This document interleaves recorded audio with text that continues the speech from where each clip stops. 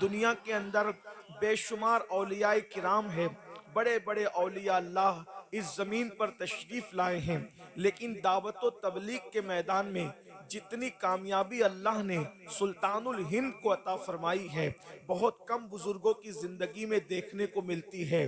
कोई बुजुर्ग जो हैं अल्लाह के वली, जिन्होंने मेहनत की, मेहनत करके अपने गांव को संवारा, अपने मोहल्ले को संवारा, अपने मुरीदों को संवारा, लेकिन अल्लाह अकबर, दुनिया का जो है वो निस्फ मुसलमान, यानी पूरी दुनिया के अंदर जितने मुसलमान बसते हैं कमोबेश उनकी तादाद 250 करोड़ है, और 250 करोड़ में आधे मुसलमान जिस खित्ते में बसते हैं वो खित्ता गरीब नवाज का खित्ता है। अंदाजा फरमाए, बर्रे सगीर में पूरी दुनिया में जितने मुसलमान बसते हैं, अगर बर्रे सगीर की आबादी को, मुसलमानों की आबादी को जोड़े तो तकरीबन निस्फ आबादी हिंदुस्तान और जो कुर्ब जवार में जो दूसरे ममालिक हैं जो कभी हिंदुस्तान का हिस्सा थे, जिसे हम बर्रे सगीर कह लेते हैं, तो बर्रे सगीर के अंदर जो है निस्फ आबादी जो है तमाम मुसलमानों की आबादी की निस्फ है, आधी आबादी है। और आपने लाखों लोगों को ईमान की दौलत अता फरमाई। गरीब नवाज को अल्लाह के रसूल सल्लल्लाहु अलैहि वसल्लम ने अपना नुमाइंदा बनाकर हिंदुस्तान की सरजमीन पर भेजा। आप अंदाजा फरमाएं कि आखिर कैसी सूरत होगी, कैसी सीरत होगी, कैसा अंदाजे जिंदगी होगा, कैसी गुफ्तगू होगी। पूरी जिंदगी के अंदर एक मुनाजरा भी नहीं हुआ और 90 लाख लोगों की को ईमान की दौलत नसीब हो गई। पूरी जिंदगी के अंदर एक गमला भी नहीं टूटा, 90 लाख लोगों की जिंदगी के अंदर ईमान की शमा रोशन हो गई। पूरी जिंदगी के अंदर किसी की माला भी नहीं टूटी, किसी के चेहरे पे तमाचा भी नहीं लगाया, किसी को तू और अबे तक नहीं कहा, और 90 लाख लोगों को ईमान की दौलत नसीब हो गई। अंदाजा तो फरमाए, अल्लाह अकबर, क्या अंदाजे जिंदगी होगा, कैसी खूबसूरत उनकी जिंदगी होगी। मेरे आका सल्लल्लाहु अलैहि वसल्लम के प्यारे दीवानों, सुल्तानुल हिंद ने हिंदुस्तान की सरजमीन पर मोहब्बतों के जरिए से, प्यार के जरिए से, तालीमात मुस्तफा के जरिए से हिंदुस्तान की जमीन पर इस्लाम फैलाया।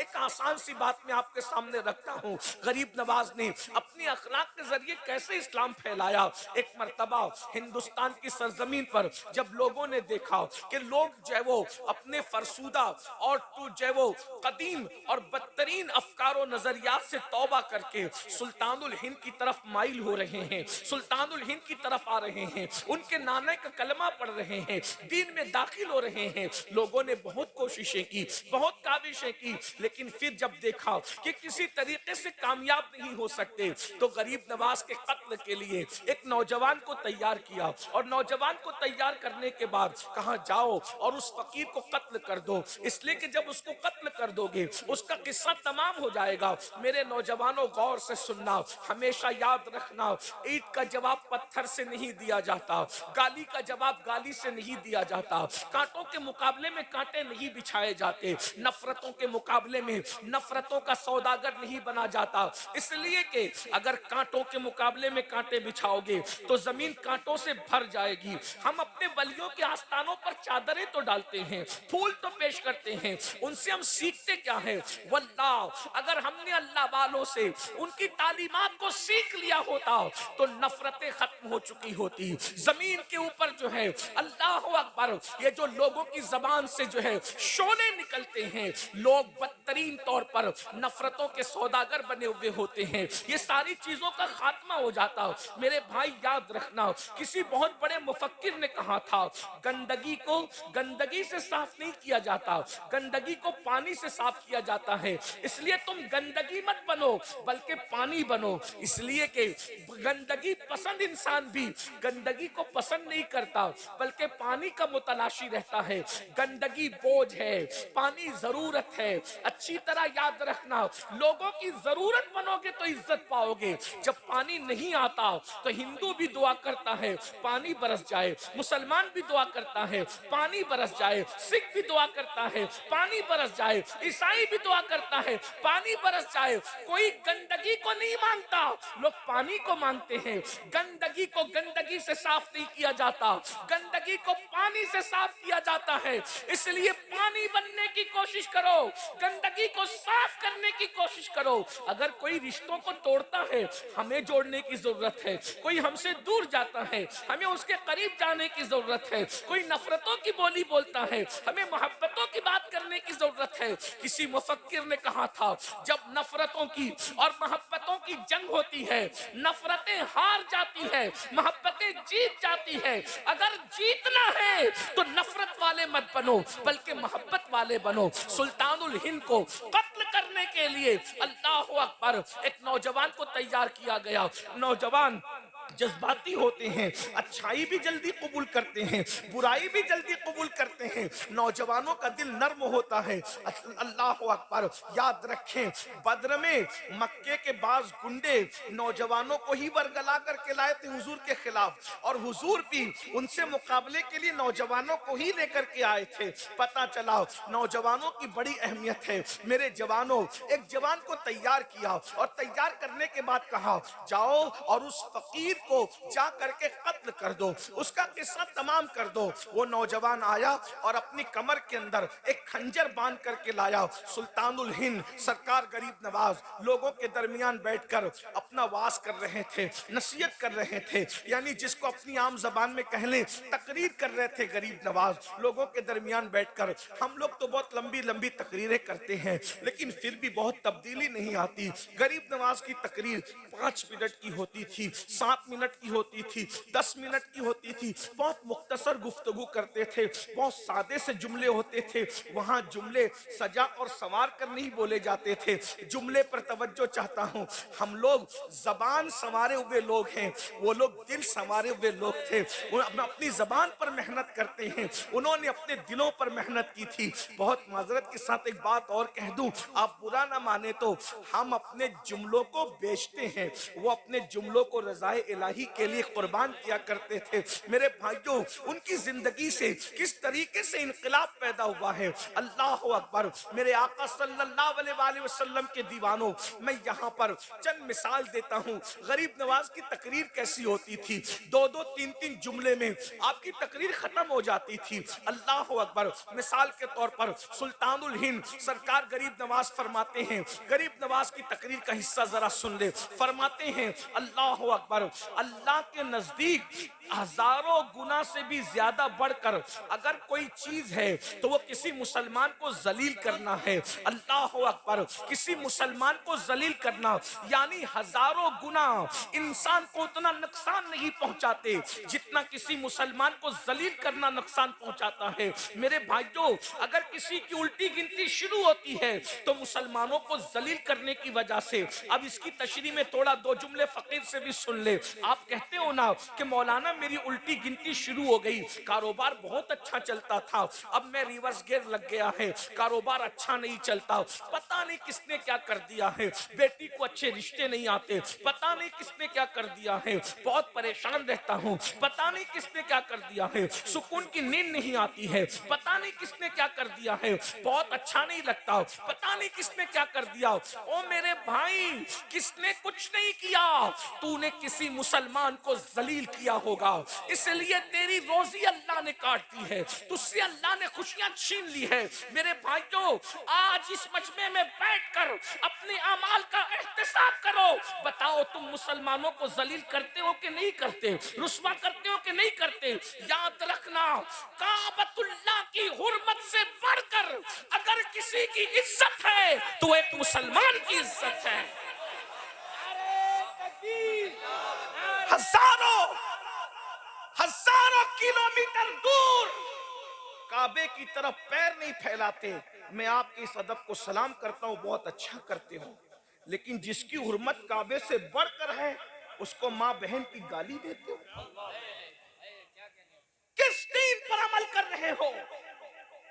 अल्लाह के रसूल सल्लल्लाहु अलैहि वसल्लम ने ईमान वाले की हुर्मत को काबतुल्लाह से बड़ी फरमाया।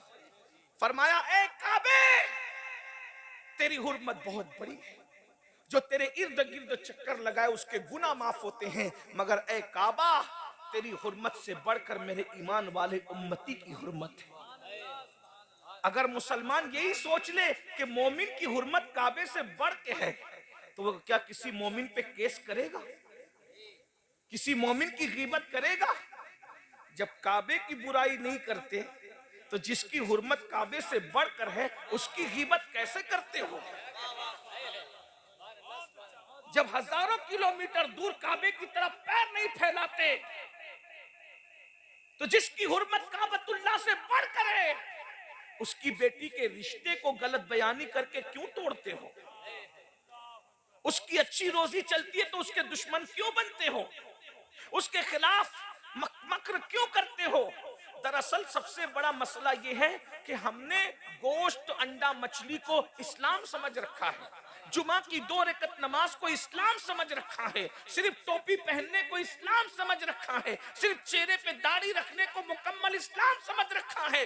अरे दाढ़ी, टोपी, जुमा की 2 रकत, सबकी अहमियत अपनी जगह है, मगर इस्लाम चंद अरकान का नाम नहीं है। इस्लाम मुकम्मल दीन है, इस्लाम मुकम्मल निजाम हयात है, इस्लाम मुकम्मल तालीम है। इसलिए याद रखना, सिर्फ 2 रकत जुमा पढ़ के कोई कामिल मोमिन नहीं हो सकता जब तक के मुस्तफा जान रहमत के तमाम फरामीन पर अमल न कर ले, मुकम्मल दीन न सीख ले। खुदा की इज्जत की कसम, हमारा दीन इतना खूबसूरत है कि जिस दिन हम इस दीन का प्रचार करेंगे कोई टीवी चैनल पे बैठकर हमारे मजहब को गाली नहीं देगा, इसलिए कि इतना खूबसूरत दीन किसी के पास नहीं है जितना खूबसूरत दीन अल्लाह ने तुम्हें मुस्तफा जान रहमत के जरिए से अता फरमाया।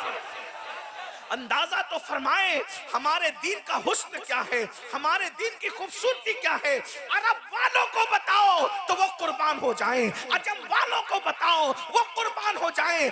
आज मगरबी दुनिया में इस्लाम हमारे किरदार की वजह से नहीं फैल रहा है, सीरत मुस्तफा को पढ़ पढ़ कर लोग इस्लाम के दामन में पनाह लेने पे मजबूर हो रहे हैं।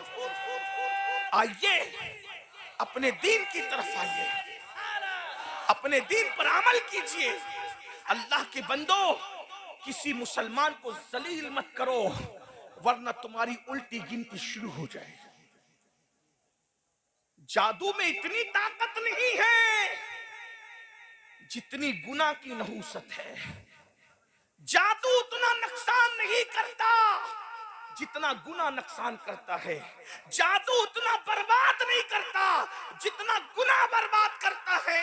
अगर किसी ने जादू किया, मुफ्ती गुफरान साहब से तावीज ले लो, जादू खत्म हो जाएगा। किसी ने जादू किया, मौलाना फरियाद से तावीज ले लो, जादू खत्म हो जाएगा। किसी ने जादू किया, कारी असगर से तावीज ले लो, जादू खत्म हो जाएगा। लेकिन अगर गुनाह की वजह से कुदरत तुम्हें बर्बाद कर रही है तो मुफ्ती गुफरान बचा न सकेंगे, कोई सैयद साहब भी बचा न सकेंगे, कोई पीर साहब भी बचा न सकेंगे। क्या समझते हो गुनाह को? कहने वाले ने कहा है जहां गुनाह है वहां फना है। अल्लाह अकबर। तो सुल्तानुल हिंद की बड़ी बातें हैं। मैं जल्दी जल्दी से अपनी बात को, मैंने पहले ही कहा था मैं लंबी नहीं करूंगा, लेकिन आपका शौक अगर साथ रहा तो कुछ बातें कहने की हिम्मत हो रही है। अल्लाह के बंदो जरा तवज्जो फरमाओ। अल्लाह अकबर। गरीब नवाज फरमाते हैं कि किसी मुसलमान को जलील करने से बड़ा गुनाह दुनिया के अंदर नहीं है, इसलिए किसी को जलील मत करो, किसी को रुस्वा मत करो, किसी को जो है हकीर मत समझो। आजकल पठान कहता है कि शेख हकीर है,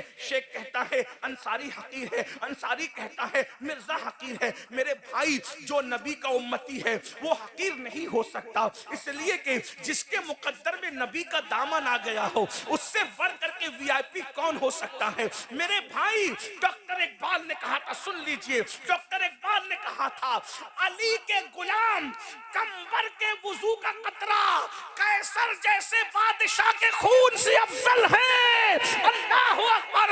जब अली के गुलाम कंबर के वुजू का पानी कैसर बादशाह के खून से अफजल है, जब अली के गुलाम के वुजू के कतरे का ये आलम है तो मुस्तफा जान रहमत के गुलाम का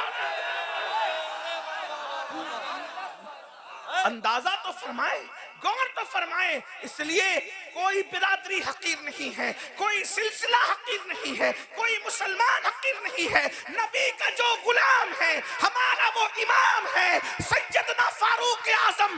जब भी बिलाल को कहते थे, हजरत फारूक आजम अरबी होकर हबशी बिलाल को कहते थे, खानदानी आजाद होकर गुलाम को जो आजाद करता गुलाम था उस बिलाल को कहते थे या सैयदुना बिलाल, या सैयदुना बिलाल। ए बिलाल तू मेरा सरदार है, तू मेरा सरदार है। लोग कहते हैं गुलाम को सरदार कहते हो, कहा तुम इसका चेहरा देखते हो और इसके मुस्तफा वाला मैं दिल दे। ये मेरे नबी का आशिक है, इसलिए किसी को जलील मत करो। जलील करने से उल्टी गिनती शुरू होगी। अब आपसे मैं एक बात कहूं, जब आम मुसलमान को जलील करना, तवज्जो भाई इसको छोड़ दे, हाँ मोहब्बत है आपकी, मैं इनका बयान सुने, तवज्जो से बयान सुन ले, गौर फरमाए। जब आम मुसलमान को जलील करना, तवज्जो, आम मुसलमान को जलील करना हजारों गुना पर भारी है। यानी हजारों गुना करने से वो नुकसान नहीं होता जो एक मुसलमान को जलील करने से होता है। जब एक आम मुसलमान को जलील करना इतना बुरा है, तो जो अपने माँ बाप को जलील करते हैं, जो अपने माँ बाप को रुस्वा करते हैं, रातों दिन माँ बाप को दुख में जलाते हैं, टेंशन देकर जलाते हैं, उन्हें तकलीफ पहुंचाते हैं, उन्हें अजियत पहुंचाते हैं। माँ बाप अगर खर्चा मांगते हैं तो कहते हैं इन बुढ़ा बुढ़ी के पीछे कि हम बर्बाद हो जाएं, जितना कमाएं इनकी दवा पे खर्च कर दें, जितना कमाएं इन्हीं के पीछे लगा दें, जितना कमाएं सब इन्हीं पे लुटा दें। मेरे भाइयों याद रखना, अल्लाह के रसूल सल्लल्लाहु अलैहि वसल्लम ने फरमाया, तेरे माँ बाप अगर तुझसे राजी है तो तुझसे अल्लाह भी राजी है, माँ बाप नाराज है तो अल्लाह भी नाराज है। मुझे बताओ, जब तुम किसी पिकनिक पर जाते हो, किसी होटल में जाते हो, चाय कॉफी पीने जाते हो, सैरो तफरी के लिए जाते हो, और अगर चाय का, कॉफी का, खाने का बिल आता है तो हर दोस्त तो अपनी जेब में हाथ डालता है, वो अपना क्रेडिट कार्ड निकाल रहा है, वो अपना बैंक का कार्ड निकाल रहा है, वो अपना एटीएम निकाल रहा है, वो अपनी जेब में हाथ डाल के पॉकेट निकाल रहा है। आपस में क्यों लड़ रहे हैं? बिल मैं दूंगा, मैं दूंगा, मैं दूंगा। दोस्तों की पार्टी में बिल मैं दूंगा, मैं दूंगा, और माँ बाप हॉस्पिटल में हो तो फिर आपस में लड़ते हो, भाई तेरी माँ नहीं है तू बिल देगा, तेरा बाप नहीं है तू बिल देगा।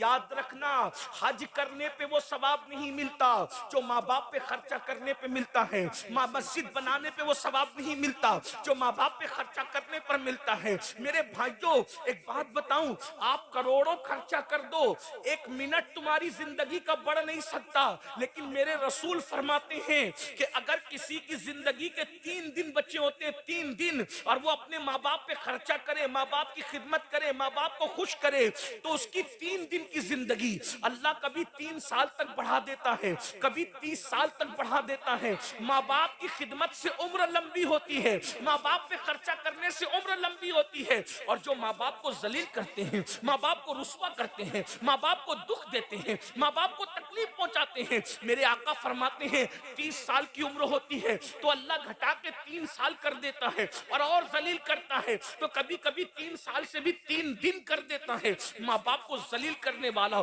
जल्दी मरता है। सूफिया कहते हैं 2 लोग दुनिया ही में अजाब चखते हैं, हर एक का अजाब तो मरने के बाद है, लेकिन 2 लोगों को अल्लाह उस वक्त तक मौत नहीं देता जब तक वो जलील न हो जाए, जब तक रुस्वा न हो जाए। वो 2 लोग कौन है? एक नबी का गुस्ताख जब तक वो जलील नहीं होता उस वक्त तक उसको मौत नहीं आती, और एक माँ बाप का गुस्ताख जब तक वो जलील नहीं होता उस वक्त तक उसको मौत नहीं आती। इसलिए याद रखना, कितने भी गिर जाना, कभी नबी की गुस्ताखी मत करना, कभी माँ बाप की गुस्ताखी मत करना। फरमाया गया माँ बाप के गुस्ताख और माँ बाप के बेअदबों को मरते वक्त उनकी जबान पे कलमा भी नहीं आता। मेरे भाइयों, हम लोग हजारों की तादाद में जलसा सुनने जमा होते हैं, मगर अफसोस है आज हमारे बूढ़े माँ बाप हमारे घरों में रो रहे हैं। माँ बाप रुसवाइयों के बहाने पर है, माँ बापों से जो है वो अल्लाह अकबर मशवरा देने का हक छीन लिया गया है। माँ बाप को जो प्यार देना चाहिए था वो प्यार नहीं दे रहे हैं। लोग कहते हैं मौलाना हम तो खिदमत करते हैं। याद रखना मेरे भाई, रोटी कपड़ा और मकान लोग तो काम वाली औरतों को भी दे देते हैं। रोटी कपड़ा मकान देने की बात नहीं है मेरे भाई, रोटी तो लोग कुत्तों को भी दे देते हैं। याद रखना रोटी देने का मसला नहीं है। इस्लाम में माँ बाप की खिदमत का मतलब यह है कि कम से कम उनको बादशाहों की तरह रखो, कम से कम, और अपने आप को उनका गुलाम तस्वुर करो। अल्लाह अल्लाह, जिस आला हजरत के पड़ोस में रहते हो वो इमाम अहमद रजा अपनी किताब में लिखते हैं कि माँ बाप से बात डायरेक्ट नहीं कर सकते। माँ बाप के आदाब ये हैं, अगर बात करना है तो पहले माँ बाप से इजाजत लो। अगर वो इजाजत दे तो ऐसी बात करो जैसे कोई गुलाम अपने आका से बात करता है। अब आप मुझे बताएं कि हम इस पर, ये भी तो मसलके आला हजरत है, इस मसलके आला हजरत पर कब अमल करोगे? क्या मसलके आला हजरत सिर्फ जलसों के नारों की हद तक है या अमल के लिए भी है? याद रखना गुस्ताखे रसूल की तकफीर भी मसलके आला हजरत है, और माँ बाप की तौहीन से बचना ये भी मसलके आला हजरत है। गुस्ताख से दूर रहना ये भी मसलके आला हजरत है, और माँ बाप के बादशाहों की तरह ताजीम करना ये भी मसलके आला हजरत है। मेरे भाइयों, दरअसल बात ये है, हमें जो आसान लगता है हम वो ले लेते हैं, हमें जो मुश्किल लगता है वो छोड़ देते हैं। यहाँ बात आई तो मैं एक बात और अर्ज करके अपनी बात को एंड की तरफ ले जाऊंगा। माँ बाप की बात आई, बहुत हद तक ऐसा होता है कि माँ बाप के बारे में तकरीरें होती है तो हम एक हद तक माँ बाप से प्यार भी कर लेते हैं। आज हमारे माशरे में सबसे बदतरीन जो हाल है वो बहनों का हाल है। यहाँ पर हजारों की तादाद में तो नहीं, सैकड़ों की तादाद में माएँ और बहनें बैठी हुई है। मैं दिल के दर्द के तौर पर एक बात रखता हूँ, आजकल बहनों का हाल बड़ा खतरनाक है। बेटियों का तो अभी कुछ नहीं कहता, वक्त भी इतना नहीं है सबके मैं उन्वान समेटूं, लेकिन बहनों का हाल बहुत खतरनाक है।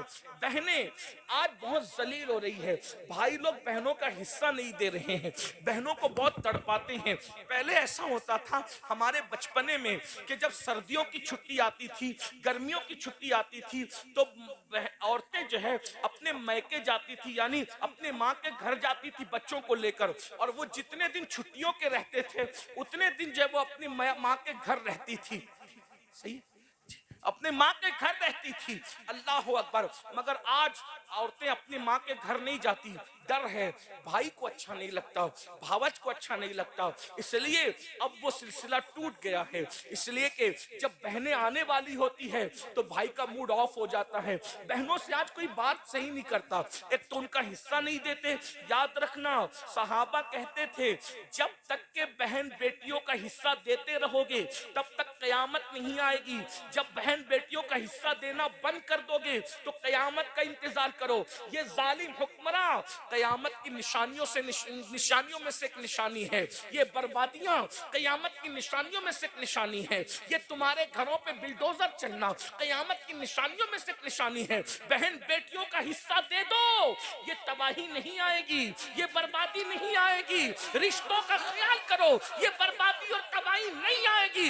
मेरे भाइयों आओ, एक बहन की इज्जत किस तरह की जाती है जरा उसको सुन लीजिए ताकि हम सीख ले बहन का मर्तबा क्या है। आज हमारी बहन से हमारी बात बंद है, बहन की कोई इज्जत नहीं है।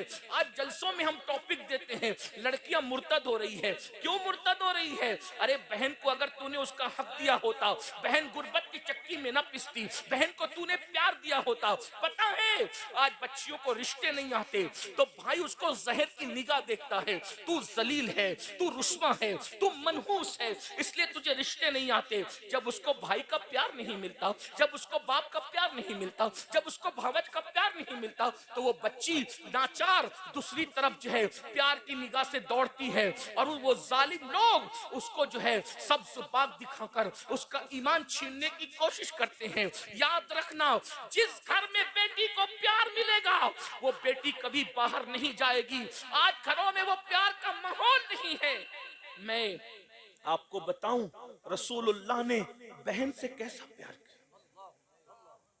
खाने से पहले नमक चखने की सुन्नत याद है, मिसवाक करने की सुन्नत याद है, बकरी का गोश्त खाना सुन्नत है, खाने से पहले मीठा खाना सुन्नत। ये सारी सुन्नतें जो तुम्हें नफ्स पर आसान लगती वो याद है?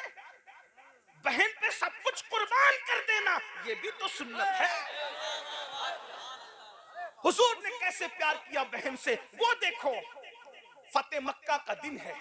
वैसे हुजूर अलैहिस्सलाम की कोई सगी और हकीकी बहन न थी। बहनें थी तो चचाजाद बहनें थी या रजाई बहनें थी। अब बताओ चचाजाद बहन और रजाई बहन से क्यों क्यों प्यार किया वो सुन लो। फतेह मक्का के दिन बड़े बड़े सरदार कह रहे हैं हमारे घर चलिए, एक से एक दस्तरखान तैयार है। हजरत अबू सुफियान की ख्वाहिश है हुजूर मेरे घर आ जाएं। दूसरे सरदारों की ख्वाहिश है, इकरमा की ख्वाहिश है मेरे घर आ जाए, फुला की ख्वाहिश है मेरे घर आ जाए। हुजूर जिसके घर जाते उसके घर को 4 चांद लग जाते। लेकिन फातेह मक्का कहते हैं सबकी दावत की अहमियत अपनी जगह है, मैं किसी के घर नहीं जाऊंगा। इस मक्के में मेरी चचाजाद बहन उम्मे हानी रहती है, मैं उसका दिल खुश करने के लिए उसके घर जाऊंगा। हुजूर ने चचाजाद बहन की इतनी इज्जत की और फिर लोगों के तरताजा दस्तरखान छोड़कर हुजूर बगैर बुलाए बहन के घर गए और उम्मे हानी से कहते उम्मे हानी घर में कुछ खाने को है? उम्मे हानी कहती या रसूल अल्लाह मैं तो गरीब हूँ, मेरे घर में बासी सूखी रोटी पड़ी हुई है, अगर चाहे तो वही खा लें। हुजूर ने बहन का दिल खुश करने के लिए, सोचो हुजूर ने बहन का दिल खुश करने के लिए सूखी रोटी के टुकड़े चबाने शुरू किए तो हुजूर के माथे पे पसीना आने लगा। ये बहन की इज्जत है। आज बहन से अपने ताल्लुकात अच्छे नहीं, हर साल उम्रे को जा रहे हो, रद्द कर दिया जाएगा मेरे भाई उम्रा बहुत माफी के साथ।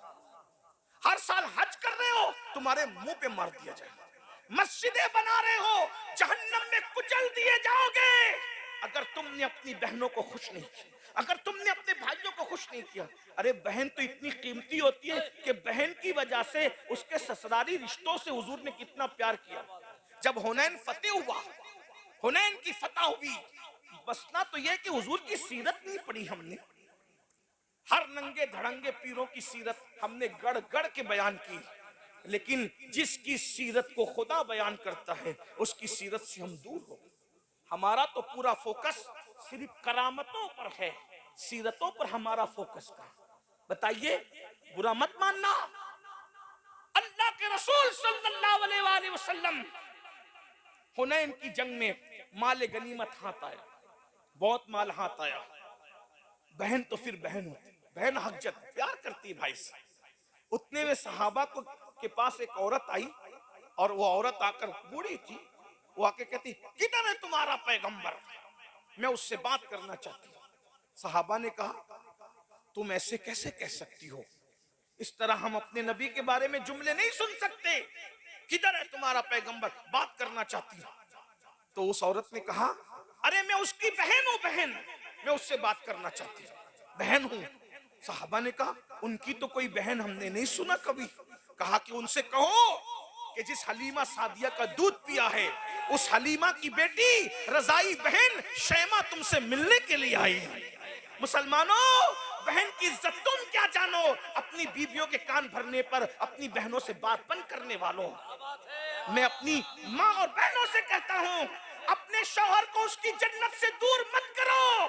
अगर तुमने शौहर को उसके भाइयों से दूर किया, उसकी बहनों से दूर किया, उसके माँ बाप से दूर किया, तो तुमसे बड़ा दुश्मन तुम्हारे शौहर का कोई नहीं है मेरी बहन, क्योंकि तू अपने शौहर को जन्नत से दूर कर रही है।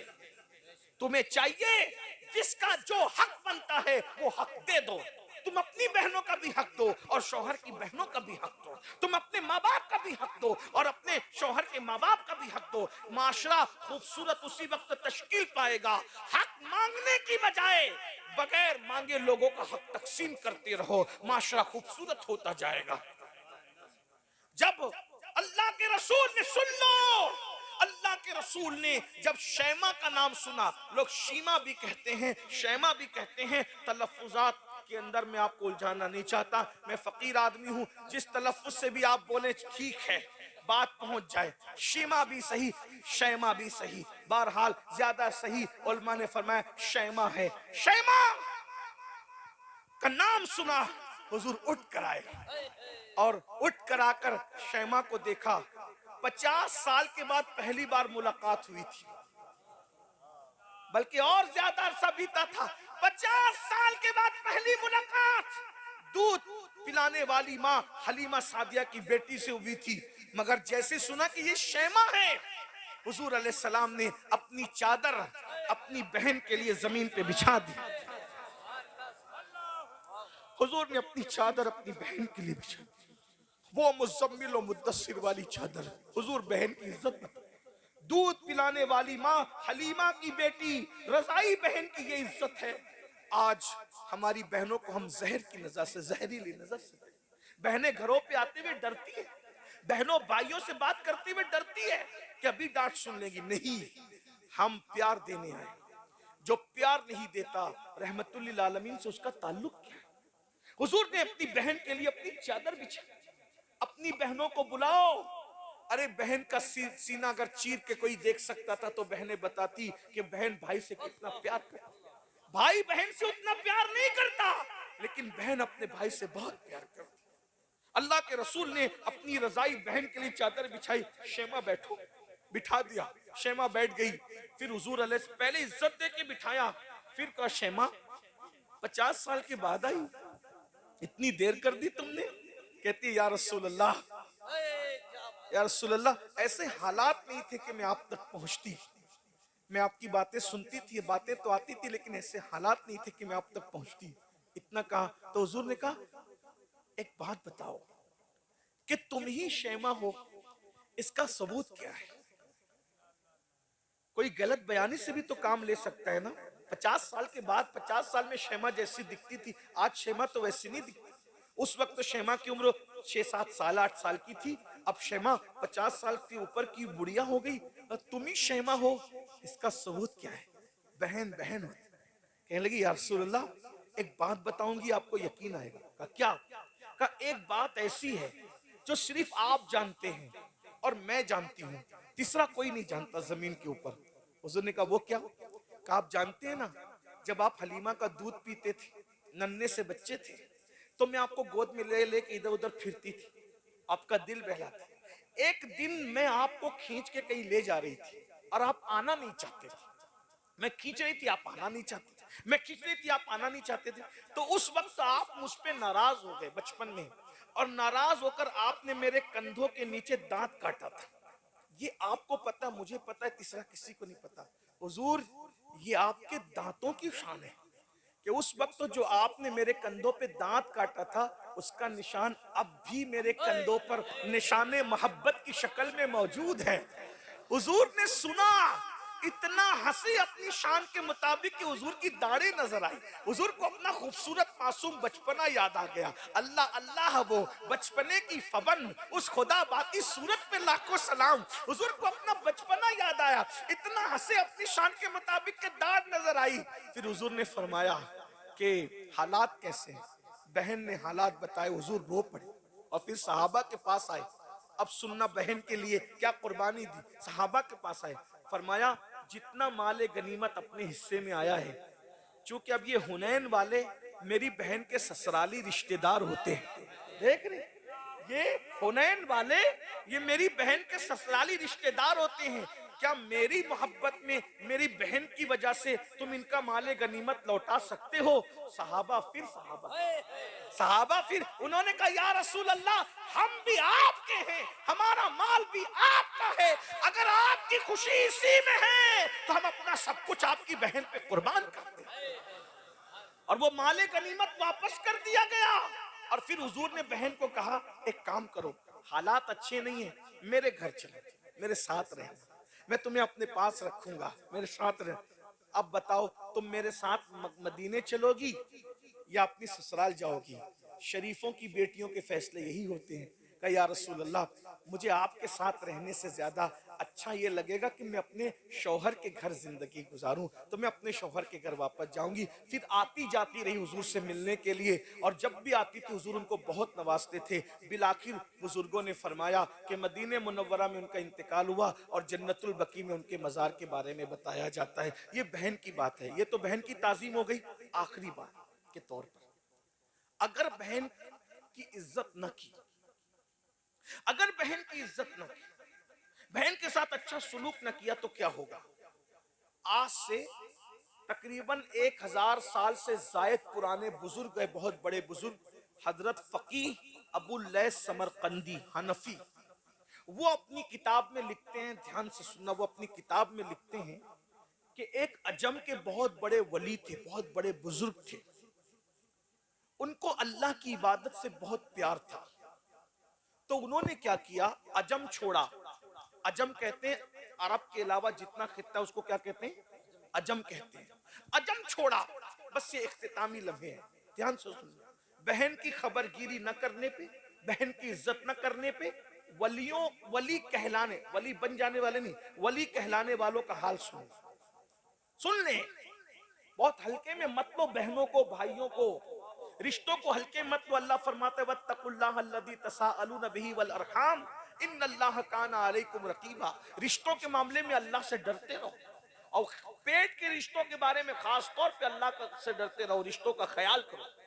ये रिश्ते कहाँ, जो रिश्ते हम बनाते हैं उसका बड़ा ख्याल है, जो रिश्ते अल्लाह ने बनाए हैं उसका कोई ख्याल नहीं। जो रिश्ते अल्लाह ने बनाए उसका ख्याल करो ना, जो तुम बनाते हो उसका भी ख्याल करो, जो अल्लाह ने बनाया उसका ज्यादा ख्याल करो।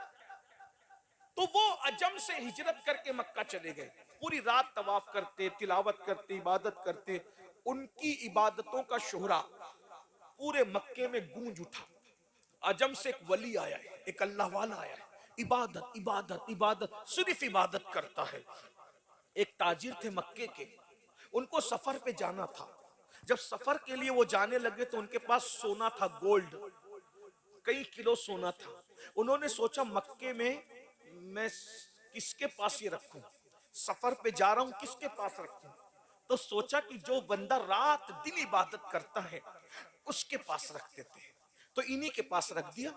और वो सफर पे गया। पहले का सफर तो ऐसा नहीं था ना कि चंद घंटे में आदमी लौट आए। आदमी जाता था तो अक्सर लौटता ही नहीं था। सफर से आना मतलब नई जिंदगी पाना, बहुत आसान नहीं था सफर, आपको पता है। जब वो बहुत दिनों के बाद, अरसे के बाद वापस लौटे वो ताजिर, तो उनको ख्याल आया कि मैंने कई किलो गोल्ड, अपना सोना उस अल्लाह वाले के पास रखा था, वापस लेना चाहिए। जब उन्होंने पता किया तो पता चला कि वो अल्लाह वाले का इंतकाल हो गया, मक्के में इंतकाल हो गया, हरम के करीब में दफन है। बहुत टेंशन हुआ, या अल्लाह मेरा इतना सोना अब मैं किससे पूछूं, क्योंकि मैंने तो उसको अल्लाह वाला समझ के रखा था, मुझे क्या पता कि वो मर जाएगा, इंतकाल हो जाएगा। तो उन्होंने अपने इस मसले के हल के लिए हजरत मालिक इब्ने दीनार के पास गए। मालिक बिन दीनार बहुत बड़े बुजुर्ग, हजरत मालिक बिन दीनार के पास गए कि हजरत ऐसा ऐसा हादसा हो गया। उन्होंने कहा कोई बात नहीं, वो नेक था, कहा अल्लाह वाला था, रात रात भर तवाफ इबादत तिलावत करते थे। कहा बेटा देखो एक अमल बताता हूँ, अगर तुमने ये अमल कर लिया तो शबे जुमा में आधी रात के बाद मकाम इब्राहिम के पास जाना, कि जो मुसलमानों की जन्नती रूहें होती है वो शबे जुमा में आधी रात के बाद काबे के तवाफ के लिए आती है। जो जन्नती होगा वो तवाफ काबा के लिए शबे जुमा में आएगा। ये अमल पढ़ लो, उसको आवाज लगाना, अगर वो जन्नती है तो वो जरूर तुझसे बात करेगी उसकी रूह। ये अमल आज भी दुनिया में मौजूद है, बुजुर्गों के पास है, हम लोग के पास नहीं है। तो इसके चक्कर में नहीं पड़ना, लेकिन जो इबरत की बात है वो पेश कर रहा हूं, वरना आप उस अमल को ढूंढने लगोगे। तो याद रखिए वो अमल अब भी है दुनिया में अल्लाह वालों के पास। हमारे महरेरा मुतहरा के सरकारों से मुतालिक मैंने सुना है कि रूह को हाजिर करने के अमलियात वहां पर बड़े मजबूत और पावरफुल हैं, अल्हम्दुलिल्लाह। बहरहाल तो बड़ी बात। तो कहा कि ये अमल पढ़ लो और शबे जुमा आदि गुजर जाए तो आवाज लगाना, अगर वो जन्नती है तो तुम्हें बात कर, तुमसे बात करेगा, तुम्हें बता देगा। ये अमल पढ़ के पहुंचे। पहुंचने के बाद आवाज लगाई लेकिन कोई जवाब नहीं आया। याद रख, कोई जवाब नहीं आया। ये हजरत मालिक बिन दिनार के पास है। हजरत मालिक को दिनार ने कहा इन्ना लिल्लाहि व इन्ना इलैहि राजिऊन। इसका मतलब तुम जिसको जन्नती समझ रहे हो वो जन्नती नहीं है। अगर वो जन्नती होता तो उसकी रूह जरूर आती। अब उस चूंकि वो वहां नहीं है तो वो जहन्नमी है। अब उसको भी मिलने के लिए जाना है तो एक कुआं है, उसका नाम है बीरे बरहूत। बीरे बरहूत जो फुला फुला मुल्क में, वहां जाओ। ये अमल पढ़ के जाओ, अब उसकी रूह तुमको वहां मिलेगी। मरता क्या ना करता, कई किलो गोल्ड सोने का मामला था, वो वीर बरहूत पर गया। आधी रात के बाद हिम्मत की दाद देनी चाहिए, और वहां आवाज लगाई तो उसकी आवाज आई। देख लो, रात रात भर तवाफ के बाद, रात रात भर तिलावत के बाद, रात रात भर नमाजों के बाद, नवाफिल के बाद, मक्के में दफन होने के बाद जन्नत नहीं मिली। जन्नत नहीं मिली क्योंकि शैतान की आदत है फराइज और वाजिबात से हटाकर नवाफिल में उलझा देता है इंसान को। पहले फराइज और वाजिबात है, नवाफिल का बाद में मर्तबा है। मेरे भाइयों, आज हम भी उसी में उलझे हुए हैं। जब वहां पर आवाज लगाई, उन्होंने आवाज दी, कहे अल्लाह के बरगजीदा बंदे, मैं तो तुम्हें नेक समझता था, मेरे गोल्ड को, ताजिर था, बोला मेरे गोल्ड को, मेरे सोने का क्या हुआ? तो कहा कि मैं खयानत करने वाला नहीं, मैंने तुम्हारे सोने को अपने घर के जीने के नीचे दफन किया है, जाओ और अपनी अमानत ले लो। उन्होंने कहा बहुत अच्छा, आप वाकई नेक है, इतने अमानतदार हैं। आपसे एक सवाल करता हूं, इतने नेक होकर जहन्नम में कैसे आ गए? तो उन्होंने कहा सारी इबादत धरी के धरी रह गई, एक गुनाह की वजह से जहन्नम में आ गया हूं, बस एक गुनाह है। अब वो क्या गुनाह हुआ आपसे? कहा गुनाह ये हुआ कि मैं इबादत के शौक में अजम छोड़कर अपना वतन छोड़ के मक्का आ गया। एक बहन थी, पलट के मैंने कभी उस बहन की खैर खैरियत भी नहीं पूछी, बहन की कभी खैर खैरियत नहीं पूछी। तो जब मैं मरा, मुझे मौत आई और मेरी रूह अल्लाह की अदालत में हाजिर हुई, तो अल्लाह ने फरमाया तू अच्छा खाता रहा और तेरी बहन अच्छे खाने को तरसती रही, तू अच्छे कपड़े पहनता रहा, तेरी बहन कपड़ों को तरसती रही, तू अच्छे मकान में रहा, तेरी बहन टूटी फूटे मकान में जिंदगी गुजारती रही, इसलिए तूने बहन का हक अदा नहीं किया। जा, तेरी सारी इबादत धरी के धरी रहती है और बहन का हक अदा न करने की वजह से तुझे जहन्नम में दाखिल किया जाता है।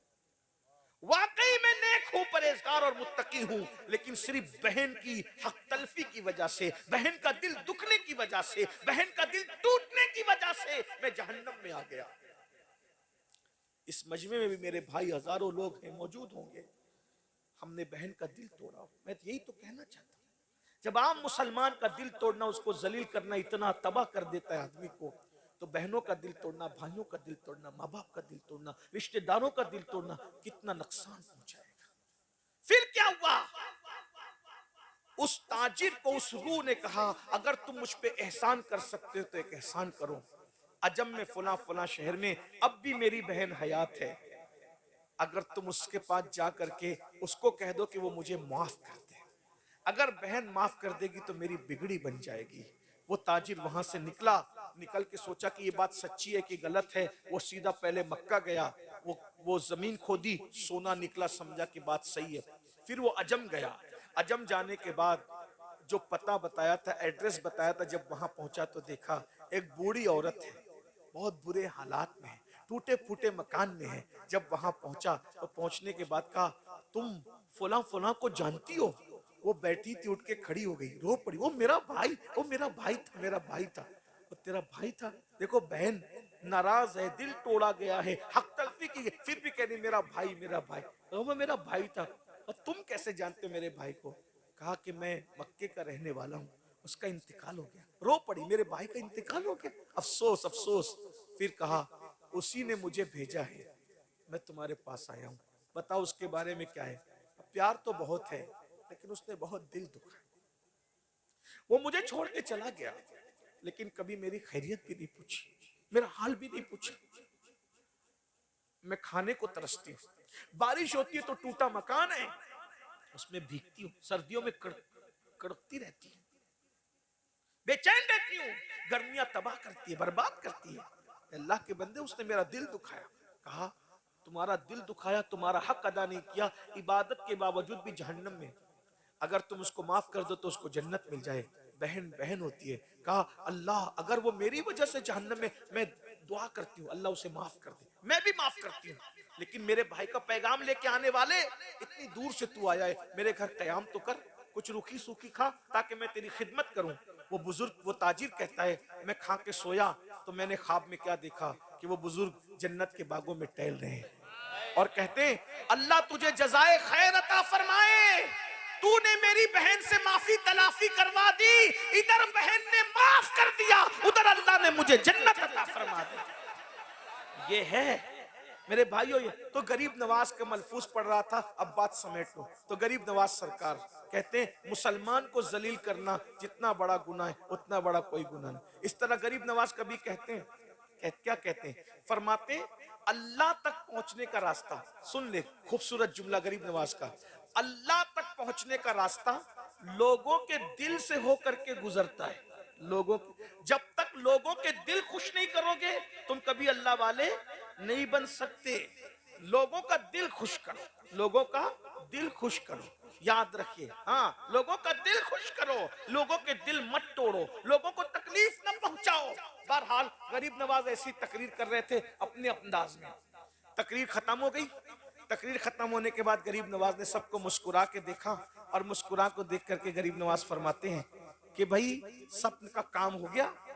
सबने कहा हो गया भाई, सबका काम हो गया, एक बंदे का काम अभी बचा है। सुन लीजिए क्या अखलाक है मेरे मुर्शिद गरीब नवाज, एक बंदे का काम बचा है। तो सबने परेशान होकर कहा किसका काम? तो उस जवान की तरफ मुखातिब हुए कहा भाई सबका काम हो गया, तुम भी तो अपना काम कर लो। उसने कहा मेरा क्या काम था महाराज? कहा तुम खंजर कमर में बांध कर मुझे कत्ल करने आए थे ना, तो उठो और कत्ल कर लो, अपनी मुराद तुम भी पूरी कर लो। पता चला दयारे गरीब नवाज वो गरीब नवाज का दर है कि वहां कातिल को भी महरूम नहीं किया जाता। कहा जाता है आयो कत्ल करने तो हमें भी कत्ल कर लो, जान लेने आए हो ना तो जान ले लो। वो हैरान हो गया, वो कहा ये तो मेरे दिल का जज्बा भी जानते हैं, मेरे कमर का खंजर भी जानते हैं। उसने खंजर उठाया और उठा करके कहा महाराज मैं बहुत महान आदमी से दुश्मनी मोल ले ली मैंने, ये खंजर से मुझको कत्ल कर दो, मुझ पापी को जमीन पे रहने का हक नहीं है, उठाइए खंजर और मुझ जलील को कत्ल कर दीजिए। रहमतुल लिल आलमीन के नवासे ने कहा हम बदला लेने वाले लोग नहीं है, हम तो माफ करने वाले लोग हैं। जा मैं तुझे माफ करता हूँ, आज के बाद ऐसी गलती मत करना जा। उसने कहा अब कहां जाऊं महाराज, मैं तो आपके कदमों में रहने के लिए आया हूं। और कदम पकड़ के कहा जिस मोइनुद्दीन के अखलाक का ये आलम है तो इसके नाना मोहम्मदुर रसूलुल्लाह के अखलाक का आलम क्या होगा। और उसके बाद वो कलमा पढ़ के मुसलमान हुआ और मुसलमान होने के बाद गरीब नवाज ने कातिल से कहा, ईमान दिया, कातिल को ईमान दिया। ख्वाजा हिंद वो दरबार है आला तेरा, कभी महरूम नहीं, मांगने वाला तेरा। सुल्तानुल हिंद कहते मांग क्या मांगता है? क्या कहा? मांग क्या मांगता है? होशियार था वो भी, छोटा मोटा आदमी नहीं, हिंदुस्तान का आदमी होशियार था। उसने कहा महाराज मैंने सुना है मुसलमान हर साल हज करते हैं और हज करते हैं तो उनके सब गुनाह माफ हो जाते हैं, तो मैं चाहता हूं कि जिंदगी में 40 मरतबा हज करूं। कितनी बार हज करूं? क्या होशियार था, 40 हज नहीं मांगे, सिर्फ 40 साल उम्र की गारंटी भी मांगे। हैं? भाई जब 40 हज करेगा तो जिंदा 40 साल तक रहेगा तो हज करेगा। हज रोज रोज थोड़ी होता है, हज तो साल में एक बार होता है। हैरत है वो नौ मुस्लिम को समझ आ गई थी, ये 8 साल सहारनपुर में पढ़ने वालों को समझ कब आएगी? बताया ना, वो नए नए मुसलमान अभी ना कोई जलसा सुना कोई तकरीर सुना, उसको पता है कि नबी का बेटा हज की दुआ देगा तो मैं हाजी भी बन जाऊंगा, और उम्र की दुआ देगा तो अल्लाह मेरी उम्र भी दराज कर देगा। अरे गैर मुस्लिम का बच्चा मुसलमान हुआ तो उसको इतनी समझ आ गई, ये मौलवी का बच्चा कब सुनेगा? जरा बताया तो सही ना। फिर आप कहते हैं कि किसी को कुछ ना कहा करें, चलिए हम किसी को कुछ नहीं कहते लेकिन अपनी बात तो रख सकते हैं भाई, हैं? जरा बताइए ना। हाँ, वो कुछ नहीं दे सकते, मैंने कहा हकीम दवा दे सकता है, हाकिम दाद दे सकता है, वो क्यों कुछ नहीं दे सकते? तो बरेली का कलंदर कहता है हाकिम हकीम दाद दवा दे, ये कुछ ना दे। हाकिम हकीम दाद दवा दे, ये कुछ न दे। मरदूत ये मुराद किस आयत असर की है? मरदूद ये मुराद किस आयत असर की, ये कहां से लाए तुम? हकीम दवा दे सकता है, हाकिम दाद दे सकता है, क्या अल्लाह का महबूब तुम्हें कुछ नहीं दे सकता? हम तो, हमारा तो अकीदा है, खल्क के हाकिम हो तुम, रिस्क के कासिम हो तुम, तुमसे मिला जो मिला तुम पे करोड़ों दुरूद, और उनके जो नायब हैं फिर वो भी अता करते हैं। अरे कितना अता करते हैं ये तो एक अलग सा उन्वान है, लेकिन देते हैं देते हैं। कुछ लोग कहते हैं नहीं देते, मैंने कहा सही कहा। सुन्नी कहता है देते हैं, कहा सही कहा। तो कुछ लोग कहते हैं ओ तू सुलह कुल्ली तो नहीं हो गया, दोनों को सही कह रहा है। मैंने कहा नहीं, सुलह कुल्लियत को तो आग लगे, अल्हम्दुलिल्लाह हम फिक्र रजा के वारिस हैं।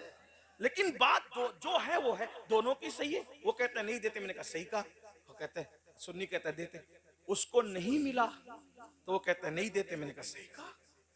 सुन्नियों को मिला, मैंने कहा बिल्कुल मिला, सही कहा। मुझे भी मिलता है, बहुत मिला, झोलियां भर गई सबकी कोई खाली न गया, हो के मायूस तेरे दर से सवाल ही न गया, झोलियां भर गई सबकी कोई खाली न गया। खाजे हिंद वो दरबार है आला तेरा, कभी महरूम नहीं मांगने वाला तेरा। मुहद्दिस आज़म कहते हैं कि तुम्हारे दर की करामत ये बारहा देखी, तुम्हारे दर की करामत ये बारहा देखी। गरीब आए थे और बन गए गरीब नवाज, गरीब आए थे और अरे अकबर जाके वहां बेटा मांग रहा है, अकबर जाके बेटा मांग रहा है। अरे लोग जाके वहां तख्त मांग रहे, हुकूमत मांग रहे, मिलने वालों को मिला ना भाई, इनको नहीं मिला। तो कहा क्यों नहीं मिला? मैंने कहा ऐसे ढुलमुल यकीन लोगों को नहीं मिलता, जब यकीन पक्का करके मांगो तो बिल्कुल मिला करता है। आज भी मिल रहा है, अता कर।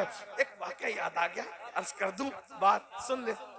ये अल्लामा निजामी हमारी जमात के बड़े आलिम बयान करते थे, बहुत मजे लेके बयान करते थे।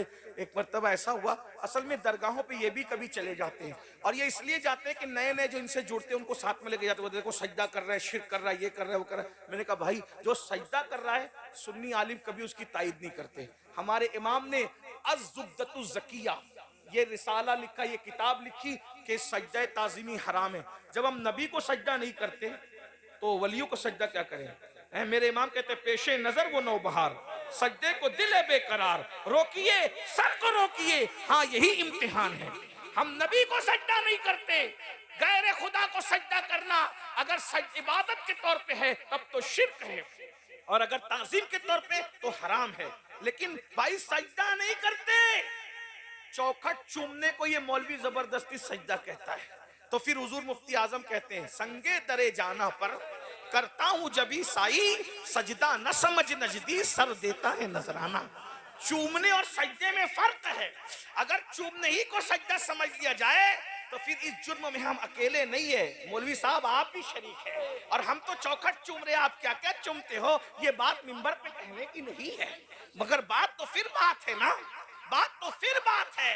अगर चूमना ही शिर्क है तो फिर इस शिर्क से कौन महफूज है? ऐसी बात न कहा करो। तो बहरहाल कोई मौलवी चला गया और अपने चंद साथियों को लेके कि बताएं कि यहाँ ये होता है, वो होता है, वो होता है, बताएं। बहरहाल हुआ ये, तो वहां पर एक फकीर था, सोटा लेकर के घुमा रहा था। वहां के फकीरों के मांगने का स्टाइल भी बड़ा यूनिक है। बहरहाल मैं सिर्फ मांगने की बात कर रहा हूँ, दूसरी किसी बात की तायद नहीं कर रहा हूँ। वो कहता दे दे खाजा, दे दे खाजा, दे। वो जो अंदाज उन लोग का बड़ा प्यारा अंदाज, मांगने का एक अंदाज होता है, अदाएं होती है। वो दे और फिर कह रहा पूरी 5 रुपए की नोट लूंगा खाजा, उससे कम नहीं लूंगा खाजा। और वो घूमता जा रहा है, बोलता जा रहा है। ये बेचारा उसी जमात का, वो देखता है, घूरता है, अरे अल्लाह से मांग, और वो दे दे खाजा दे। हालांकि गरीब नवाज को अल्लाह का बंदा समझकर अल्लाह के इज्न से देने वाला मांगना, मान करके मांगना कोई शिर्क नहीं है। ये बहुत तफसीली उन्वान है, अभी छेड़ूंगा तो उस पर दलील दूंगा तो लंबा वक्त जाएगा, लेकिन बात मौसम सर्दी का, बात खत्म कर रहा हूँ। वो कह रहा था दे दे दे, वो घूमता जा रहा है, दे दे। इसको गुस्सा आ रहा है, वो बार बार घूम घूम के आता है, दे दे खाजा, 5 से कम नहीं लूंगा, 5 से, वो जो उसका उन लोग का अंदाज होता है। तो इसको गुस्सा आया और गुस्से में कहा और तेरा खाजा क्या देगा? ये ले 5 रुपए, 5 रुपए का, 500 नहीं, 5 रुपए, 5 रुपए का, ये ले लो, क्या तेरा खाजा क्या देगा? फकीर था, होशियार था, फकीर था। पहले नोट पे कब्जा किया और जेब में रखा, और जेब में रख के बताए ओ खाजा तेरे बलहारी जाऊं।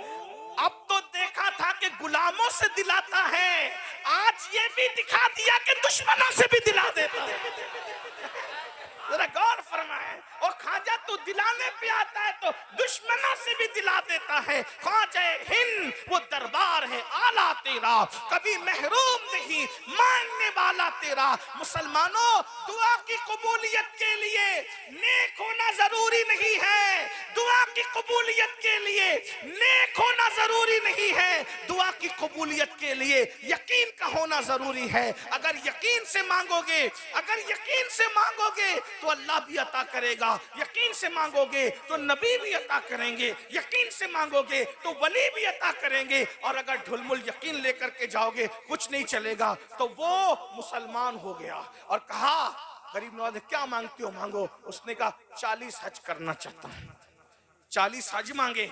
और जब 40 हज का, फिर मगर यही नहीं, आखिरी बात यह है मेरी कि जब 40वां हज करने जाऊं, जब 40वां हज करने जाऊं तो मैं वापस नहीं आऊं, मैं वहीं रह जाऊं और मेरी कब्र वहीं बन जाए। नबी के लाल ने कहा जा तू 40 हज करेगा, मेरी दुआ है। और जब 40वें हज पे जाएगा तो अल्लाह तेरा ईमान पर वहीं खात्मा फरमाएगा। गौर फरमाएं, इस अखलाक के साथ गरीब नवाज ने हिंदुस्तान में इस्लाम फैलाया। अल्लाह ताला हम सबको गरीब नवाज की चौखट से वाबस्तगी सलामत रखे, अमल की तौफीक अता फरमाए। गुफ्तगू के दरमियान अगर कोई गलती हो तो अल्लाह माफ कर दे। अस्तगफिरुल्लाह रब्बी मिन कुल्ली ज़ंबिन व अतूबु इलैह। हो गया भाई, सर्दी का मौसम है।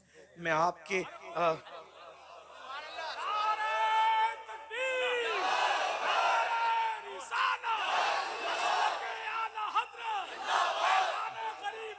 चले चले हमारे उलमाए किराम आप सबकी 5 मिनट और सुन लें।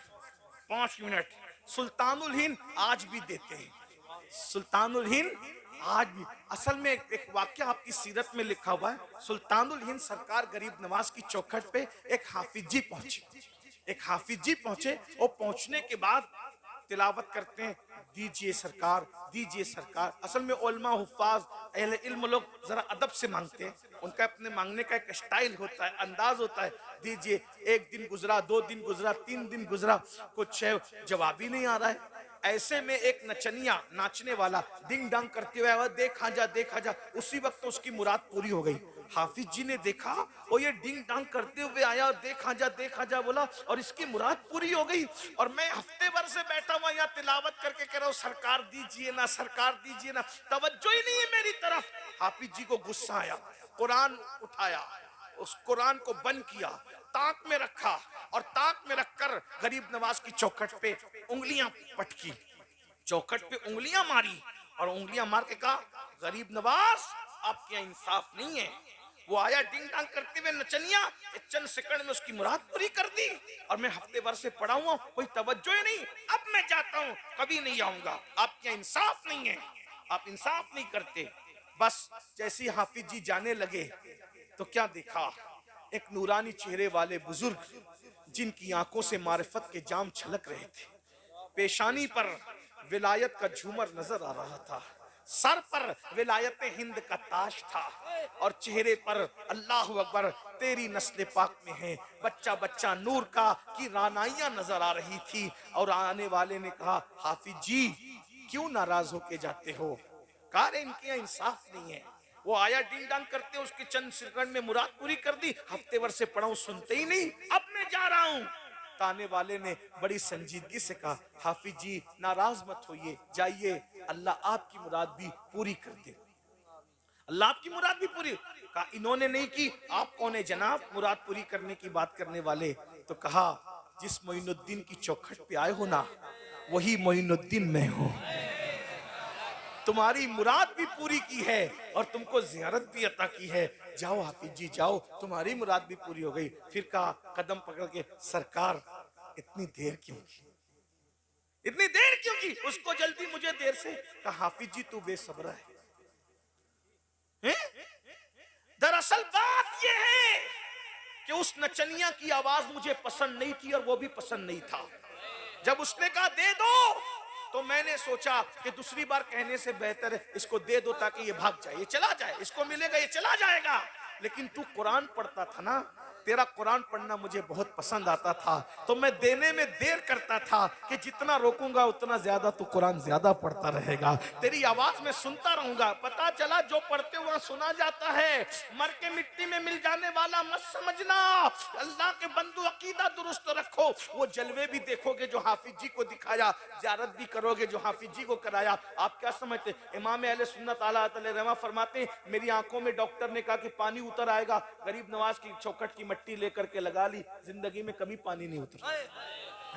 न हो आराम जिस बीमार को सारे जमाने से उठा के लेकर आए खाक उनके आस्ताने से। कहा हाफिज जी, मेरा आपकी तिलावत मुझे बहुत पसंद थी, इसलिए मैं तुम्हें रोकने के लिए देर कर रहा था कि देने में देर करूंगा तो तुम रुकोगे, मुझको मिल जाएगा सदका, मैं चला जाऊंगा, मुझको ख्वाजा की अदालत में खड़ा रहने दो। अल्लाह अकबर। कहा लेकिन हाफिज जी अब जाओ। उन्होंने कहा हजरत अब जाता हूँ, माफ कीजिएगा।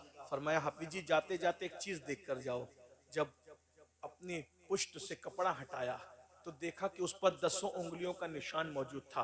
हाफिज जी लरस गए, हजरत ये क्या है? कहा जो तूने मेरी चौखट पे हाथ मारे हैं ना, वो मेरी चौखट पे नहीं, ये मेरी पुष्ट पे पड़े। देखा, ये अल्लाह वालों का मामला बड़ा जुदा है। इसलिए हो सके तो गरीब नवाज के यहाँ साल में 1 बार 2 बार 3 बार जितनी तौफीक दे जाया करो।